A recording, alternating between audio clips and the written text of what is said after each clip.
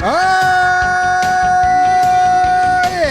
it's team profile and projection time. It's the Texas Rangers. They were voted as the 29th or 28th? 29th place team by our audience. So they are the second team we do. I'm going to peel the curtain back right away. We recorded this episode, and then they made like 3 more moves. So now we're doing a second Texas Rangers team profile and projection. If you asked me if there was any team that I thought myself or Trev wanted to talk about twice, I would tell you is probably not the Texas Rangers. So here we are doing it again, and I'm just full of energy. The Rangers finished last year with a 22-38 record. That's on pace. No claps for that. That's on pace for a 102-loss season, which would give them 60 wins.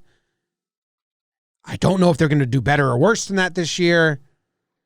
But my name's Jimmy. I got Jake. I got Trev. I got BBD here. And Jake's going to tell you who changed, who's gone, and Jimmer, who's here. I got to tell you, man, I think we're going to see this a lot with some of the lower teams on the totem pole, and it makes sense. But, man, they lost some show names: Lance Lynn, Corey Kluber, Elvis Andrus, Shin-Soo Choo, Dietrich, Danny Santana, even Jeff Mathis, some baseball fans' favorite. Who they added: Chris Davis came over in that Andrews trade. Hopefully he can help out a little bit. Kohei Arihara, Dane Dunning, and Fulte. So, hey, some chances there. David Dahl, Nate Lowe, Jonah Heim, Drew Butera, some catching options and friends. And Brock Holt actually just signed to hopefully be some utility. So, and part of the reason we're redoing this is some of these do taste a little better than where we were with Texas the other day. But Trevor Plouffe, could you tell me about this lineup, this built different Texas Rangers lineup? I mean, look, I'm going to try to give you the lineup. I don't think they know what their lineup is just yet. But we'll go down. Catcher, Jose Trevino, great guy, great follow on Twitter, friend of mine, so I like him. But we also brought in some catchers, talking about Drew Butera, Jonah Heim coming in. Probably not settled the catcher position just yet. First base, like you mentioned, we brought in Nate Lowe. Second base is another kind of mystery. They have Nate Solick there. They have Rugi, who we don't know what they're going to do with. And then also, as you mentioned, Brock Holt. He's looking to bounce around second base, third base, shortstop. They're moving their Gold Glove third baseman over to shortstop. That's Connor Plouffe. He's a good dude. I like him a lot. He was also a catcher. Do you guys know that? Yeah, I did. 1 point. Okay. Third base, we're not sure what's going on. They got a prospect coming up, Josh Jung. They got Rugi. They got Brock. Can be a lot of different guys at third base for them. And then we move to the outfield. Left field, David Dahl, our boy from the Rockies, coming over. Tough year in 2020. Looking for a bounce back year because he was an all-star in 2019. Center field, we got Leody Taveras. Right field, our guy Joey Gallo. And then DH, maybe some outfield as well. Former Dodgers top prospect Willie Calhoun, ex-teammate of mine in AAA with the Rangers. So that's what they got going on. Like I said, it's not a set lineup, set defensive plan, but we'll try to make sense of it for you. Rotation's just as unset, Trev. We got Gibby, our dude, our friend. We like him. Jordan Lyles, they brought him over. We were very excited and interested in what their rotation was going to be last year with Kluber and Lance Lynn and Gibby and Lyles. We were like, they might have 4 like established good guys. Didn't incredibly pan out. I don't think it was on the pitcher's fault entirely. Whatever. They got Kohei. How you say this? Kohei Arihara? I believe it's Arihara. Dane Dunning, they traded for. He's going to get shot in the rotation. They bring over Fulton-Newich from Braves last year. He's over there. Colby Allard, Wes Benjamin made their debuts. They picked those guys up. So that's kind of what's going on in the rotation. There's a lot of arms there. And then in the bullpen, they got Leclerc. They got our guy Hearn. Love him, the Hearn Hunge, and some other guys. It's not incredibly exciting, but that's who they got, Jake. Where do you want to go?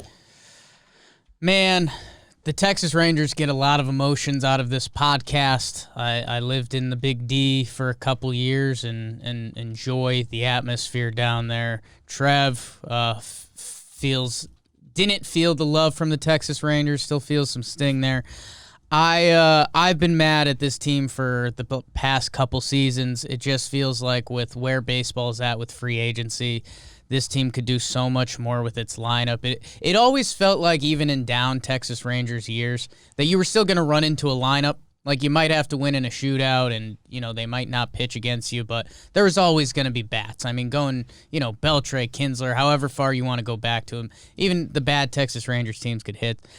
This team has been awful, and the lineup still does nothing for me. I mean, I think the one thing that everyone here likes is the David Dahl move. Like, you're taking a chance on a 26-year-old who'll be 27 soon, who was already an all-star in this league. He's had a bunch of weird injuries.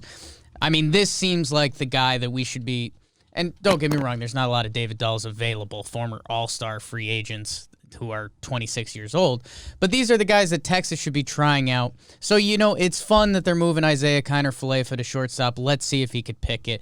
They get Lowe to play first base. Let's see if he's an MLB first baseman. Dahl, you're looking around at some of the other stuff. I mean, Nick Solak, former Yankees farmhand, had a little bit of hitting.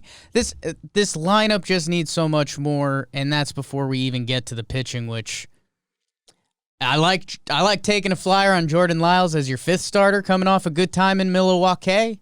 You don't like Jordan Lyles coming into your as your number 2 starter with his career 5+ ERA. So, well, I want to go to Trev because Trev said that he had some positivity or some new thoughts on the Rangers, what they're doing.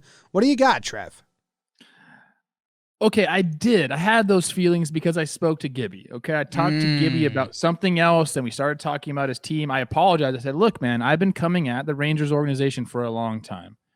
It's a little bit of bias because of the way they treated me, but I also feel it's true that they're just not run well. Now, they brought in some new people, Chris Jung, the new GM, got a new manager in there as of a couple years ago. But the guy running the show, John Daniels, is the same guy. Now, Gibby told me that they think they can be really competitive this year, and then next year they think they're going to be in the thick of it.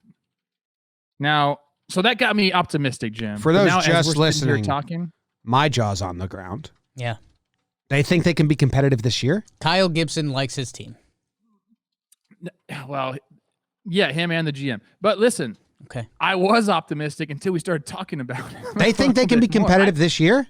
I think I'm back to where I was. I mean, yeah. I mean, what makes them think that? Every team is going to say that, but I don't think every team's going to say that. I think we're in a very self-aware league these days. Well, like almost too self-aware. This goes back to my original point. Then they don't know what's going on. They're an organization. Yeah, I think that they're pointing up for themselves, but that's only in their head. I don't know. I don't want to be too harsh on them because there are some good dudes on this team. There are some good ball players on this team, and they have some good, culture in the clubhouse. But you got to be able to put wins on the field. And unless they do some more stuff, and we have to record another one of these, it's gonna be a tough year for the Texas Rangers. They haven't had a winning season in 4 seasons, and they're trading guys away. Yeah. They don't. That's very odd. They can't believe that. They're not acting like they think they're going to be good this year. You'd keep Lance Lynn if you. You'd keep Lance Lynn if you thought you were going to be good this year. The main point that I got from talking to them was that they really think that like next year is going to be a year where they're in the thick of it. And that's so nice for Kyle because I want him to feel good throughout the season before he gets traded to a contender. But I think there might be some insight here on Gibby has 2 years left with the Rangers, so they might be telling Gibby, like, we know you're only here for 2 more years. This year we might be competitive. Next year we're gonna be your last year with us. We're gonna be right in it. You got me fired up on the phone. Like I said, and I'm sitting here talking to you guys and looking at all the numbers and the projected lineup and rotation, and it's really tough to see a path to anything. What the Pacoda projection has them at 67 and 95. Damn good projection, Pacoda. I would say that's about right where I'm at. Here's what I will say. In the past few days, the reason why we have to redo this, they do the Chris Davis trade, which hey, the numbers in the past couple years haven't been great, but he's always a threat. If he can find it a little bit and they find a spot for him in the lineup to protect Gallo, because that's all we're looking for. And maybe that should be, if you're a Texas Rangers fan, who can help Joey Gallo? Is it Willie Calhoun finding it? Is it Chris Davis finding a stroke? Is Nate Lowe the real deal? David Dahl, if he can be healthy. Who can help support Joey Gallo? Because this is the guy that's supposed to be your face of the franchise, and now we're in kind of this weird middle area where he's starting to get paid. Some of the stats last year didn't look great. Small season. Help him out. They brought in some veteran guys. Jim, you've got a question. It's not a question. Oh, it's a statement. If you're leaving the Chris Davis stuff, I have a thought on that. Sure. The best thing that Chris Davis can do is play himself into a trade, because everyone needs a power bat DH for some AL teams in contention. Okay. And I think that's the biggest win they can get. I mean, they're shedding money, which is, again, not a team that thinks they're going to be competitive this year, so Gaby got lied to. But if Davis can, bop like a hot start, get to like bop 20 home runs by August 1st or something like that, and then be traded to a team that wants a power bat DH, and then the Rangers get another return. I don't care how much he protects Gallo. I care how much he can get a return for them. If I'm a Rangers fan. Do you think Chris Davis is going to give the salute? Like, do you think he's going to do that? Is he going to bring it to Texas? I'm a little. Does he do that? He doesn't know about that. Okay, he does the salute to the boys coming around third base. That's where the A's have their home dugout. Like, he's got to change it up now, because I think the Rangers first. Stanton did when Giancarlo Stanton rounds third, he gets the play action handoff from the third base coach. He did that in Miami as well. It's his thing. Did he bring it over? Yeah, but I think Nevin was also his third base coach or something like that. So I think maybe not, but he brought it over. Well, which side is home? If you guys were at the World Series in Arlington, who was the home team? What side of first? I believe first base. They each team had their own. It's going to be an early. I'm not sure they salute. You better make sure it's gone. Each team had their own dugout, is what I remember. Yeah, man, I don't know. I mean, you could Jose Leclerc, Jonathan Hernandez are a couple young guys in the bullpen. Taylor Hearn, our guy. Like, maybe there's something there. But no, man, I mean, talk yourself into Fulte finding it, because he had a good season of Major League Baseball. Dane Dunning, hopefully he can be a future part of your rotation. Arihara, I didn't like his contract just because it seemed like they don't believe in him and they're just taking a flyer on him. I don't know, man. I mean, we'll watch on Gibby days. He's a friend. I want to talk about Josh Jung again, because the first time we recorded this, and now it's gone to waste. Josh Jung is a prospect for them. He's really young. They say he may be able to come up and get some at-bats and time. He's a college kid, so he's got experience. He did 3 years at Texas Tech. He's also a local Texas kid, went to Texas Tech, absolutely mashed in college. 1 OPS is his junior and senior year, or sophomore, junior year. I don't know which one it is. Maybe sophomore, junior year. And then he was mashing in the minor leagues in 2019 as well. And they project him to maybe come up and get some at-bats. And that's also exciting if you're a Rangers fan, to be on the lookout for Josh Jung. Josh Jung, and Leody Taveras is batting leadoff, playing center field in theory. 22 years old. He's a top prospect in the organization, 60th overall. So, you're getting yourself excited about Leody Taveras. Hopefully he can figure it out. If Gallo gets it back on track, Kiner Falefa shortstop, Willie Calhoun, okay. There are some young guys you can root for as Texas fans that you can hope going into 22, your front office gives you a little more to work with. Because come on. Trev, I like to be...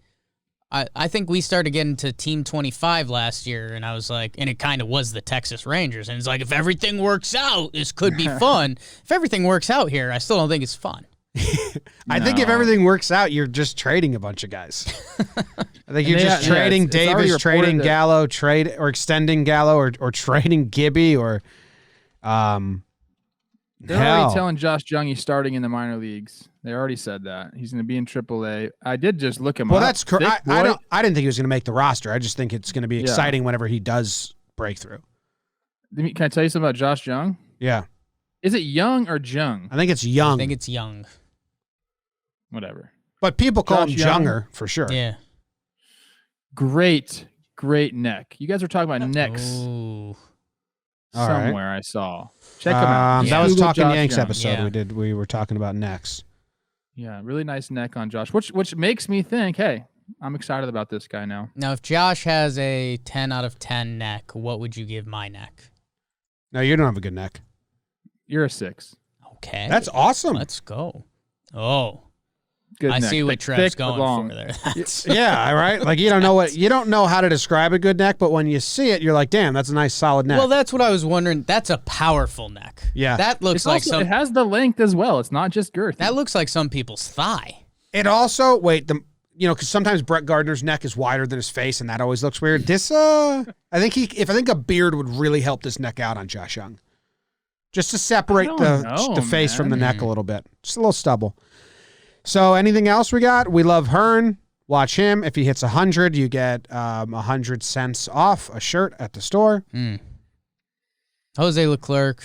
Hey, maybe he goes balls out again, and that could be a trade option for him for this team, like an impact trade option for this team. But yeah, man, no.